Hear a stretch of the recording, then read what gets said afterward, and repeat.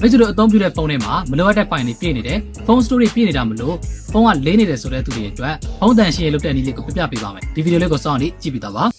ဒီဗီဒီယိုမှာတော့ကျွန်တော်တို့ story ကိုရှင်းတဲ့အခါမှာကျွန်တော်ကတော့ software လေးတစ်ခုကိုအသုံးပြုပြီးရှင်းသွားမှာပဲဖြစ်ပါတယ်အဲ့ဒီ software ရဲ့နာမည်ကတော့ SD Make ဆိုတဲ့ software ပါအဲ့ဒါကိုကျွန်တော်တို့ Play Store မှာသွားပြီး download ဆွဲလို့ရပါတယ် Play Store သွားလိုက်ပါ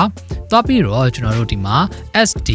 Make လို့ရှာလိုက်ပါထိပ်ဆုံးမှာရှိတဲ့ software လေးပါเนาะဒီ software လေးကိုမိတ်ဆွေတို့က download ဆွဲ install လေးတင်ပေးလိုက်ပါဒီ software လေးတွေကိုတစ်ချက်ဝင်လိုက်ပါမိသားပြီးဆိုရင်တော့ကျွန်တော်တို့ဒီမှာတွေ့လာသမျှကိုအလောင်းလေးပဲနှိပ်ပေးရမှာဖြစ်ပါတယ်အလောင်းနှိပ်ပေးပါပြီးပြီဆိုရင်တော့ကျွန်တော်တို့ဒီမှာ scan ဆိုတာလေးကိုနှိပ်ပေးလိုက်ပါ software ကိုပထမဆုံးသုံးချင်းမှာကျွန်တော်တို့ဒီ permission လေးတွေပေးရမှာရှိပါတယ်ဒီမှာကျွန်တော်တို့ဒီမှာ setup ဆိုတဲ့ဟာဘောက်လေးကြာလာပြီဆိုရင်ဒီမှာ next ဆိုတာလေးနှိပ်ပေးပါပြီးရင်တော့ကျွန်တော်ဒီမှာ battery optimization ဆိုတဲ့နေရာမှာအလောင်းကိုနှိပ်ပေးပါပြီးရင်တော့ဒါအစိမ်းအောင်လေးဖြစ်သွားပြီဆိုရင် next ကိုနှိပ်ပါ storage access ကိုလည်းအလောင်းနှိပ်ပေးပါ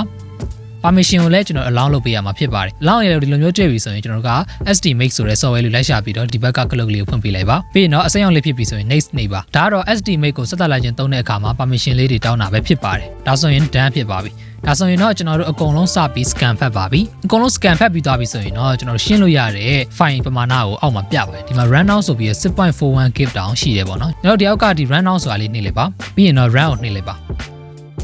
ဒါဆိုရင်တော့ကျွန်တော်တို့ဒါ scan ဖတ်ပြီးသွားပြီအကုန်လုံးဒါရှင်းပြီးသွားပြီလို့ပြောလို့ရပါတယ်အဲ့ဒီမှာဆိုရင်ကျွန်တော်တို့ကဒီမှာအဆင့်၄ဆင့်ပေါ့နော်ဒါအဆင့်၄ဆင့်ကိုတစ်ခါတည်းသူကရှင်းပေးသွားတာဖြစ်ပါတယ်တကယ်လို့မိတ်ဆွေတို့ကခွဲရှင်းကျင်နေဆိုရင်လည်းရပါတယ်အဲ့ဆိုရင်တော့ဒီဘက်ကအကြောင်းလေး၃ကြောင်းသွားပြီးတော့ကျွန်တော်တို့ဒါ cost finder ဆိုတာလေးပဲနှိပ်ပြီးတော့ဒါဒီကောက်ရဟာလေးကိုပဲကျွန်တော်တို့ထပ်ပြီးတော့ရှင်းလို့ရပါတယ်အဲ့ဒါဆိုရင်ကျွန်တော်ဒီဘက်ကအောက်ကဒါမြားလေးပေါ့နော်ဒါလေးနှိပ်လိုက်နှိပ်ပြီးသွားရင်သူ scan စပြီးတော့ဖတ်ပါတယ်တကယ်လို့မိတ်ဆွေတို့က system cleaner ဆိုတာလေးနှိပ်ပြီးတော့ကျွန်တော်ဒီဒါလေးကိုပြန်လို့လိုက်မယ်ဆိုရင်လေ system cleaner တစ်ခုကိုပဲသူက clean လုပ်ပြီးမှာဖြစ်ပါတယ်ဒါကတော့ကျွန်တော်ခုနက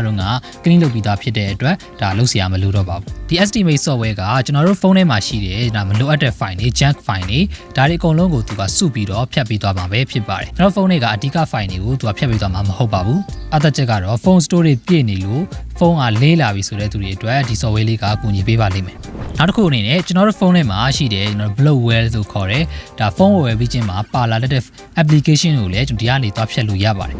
ကြောင်းလေး၃ကြောင်းသွားပြီးတော့ဒီမှာ F control ဆိုတာလေးနှိပ်လိုက်ပါအဲ့ဒီမှာကျွန်တော်တို့အောက်ကကျွန်တော်ဒီအောက်ကမြားလေးနှိပ်လိုက်ပါတော့အဲ့ဆိုရင်တော့ကျွန်တော်တို့ဖုန်းထဲမှာရှိတဲ့ software တွေအကုန်တွေ့ရမှာပဲဖြစ်ပါတယ်အဲ့ဒီမှာမိတ်ဆွေတို့ဖုန်းဝယ်ကလေးကပါလာတဲ့ software တစ်ခုကိုလိုက်ရှာကြည့်လိုက်ပါ